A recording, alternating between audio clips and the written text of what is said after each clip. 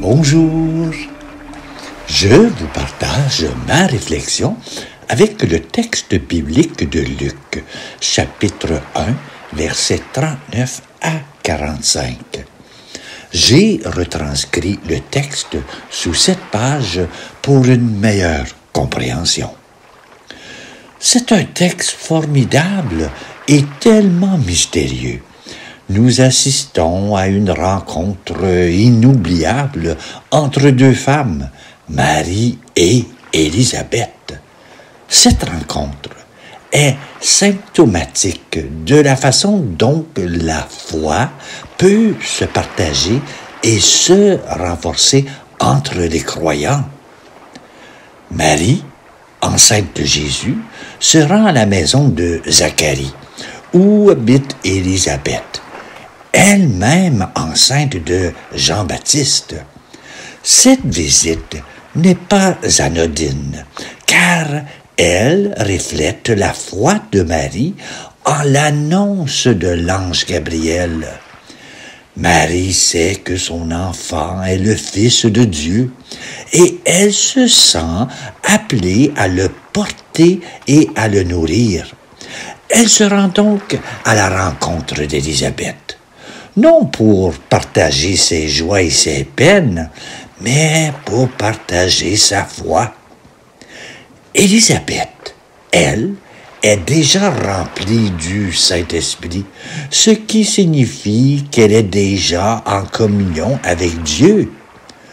Lorsque Marie arrive, Élisabeth est surprise par la salutation de Marie, qui éveille en elle un sentiment de joie et de reconnaissance. Elle voit en Marie une femme qui a cru à l'annonce de l'ange et qui est donc en communion avec Dieu. La rencontre entre ces deux femmes est donc une rencontre de foi. Elles se regardent, se saluent et se reconnaissent mutuellement comme des femmes qui ont partagé la même expérience de la foi. Élisabeth s'écrie: « Tu es bénie entre les femmes, et le fruit de ton sein est béni. » Elle reconnaît la bénédiction de Dieu sur Marie et son enfant, et elle exprime sa joie et sa gratitude pour cette rencontre. Cela nous enseigne que la foi peut se partager et se renforcer entre les croyants. Nous pouvons nous rencontrer, nous saluer et nous reconnaître mutuellement comme des frères et des sœurs dans la foi. Nous pouvons partager nos joies et nos peines, nos espérances et nos craintes, et nous trouver confortés et renforcés dans notre foi. Ainsi, la rencontre de Marie et d'Élisabeth nous montre que la foi est un don qui se partage, qui se nourrit de la présence de Dieu dans nos vies et qui se renforce par la rencontre avec les autres croyants. Dans la vie, tout commence par un bouillonnement intérieur. Une rencontre anodine, un sourire que m'offre un étranger, un petit détour comme Marie vers sa cousine. Cela engendre souvent une grande transformation. Peut-être que le chemin le plus direct vers Dieu passe par des petits chemins de détour que nous ne comprenons pas toujours. Bouillonnement. Ce mot nous plonge au cœur de la rencontre réussie de Marie avec sa cousine Élisabeth. Ce qui se passe entre ces deux femmes est inouï. Il faut souvent écouter ce que nous disent les autres pour y entendre les mots d'un autre pour nous. Cette rencontre nous fait admirer que c'est au milieu de notre quotidien que se produisent les grandes merveilles. Le secret pour vivre ce bouillonnement est de se lever et de partir, de ne pas rester immobile en se plaignant de nos malheurs, en refusant de gaspiller sa vie à rechercher le confort ou la dernière mode, en s'évitant la tentation d'être esclave de son cellulaire.